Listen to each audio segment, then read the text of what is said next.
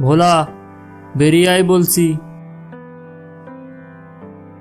কি হয়েছে কি? তুই আমার দোকানের সব ফলে কি মিশিয়ে দিয়েছিস আগে বল। আমি কিছু মেশাইনি। সত্যি করে বল, নাইলে কিন্তু আজ আমি তোকে মেরেই ফেলবো। এই বলে দীনেশ নিজের রাগ সংযত করতে না পেরে ভোলার জামা টেনে ধরল। ছেড়ে দে বলছি। আগে সত্যিটা স্বীকার কর। হ্যাঁ, আমি তোর সব ফলে তেতো বিষ ঔষধ পুশ করে দিয়েছি, যাতে তুই সকলের কাছে খারাপ হয়ে যাস।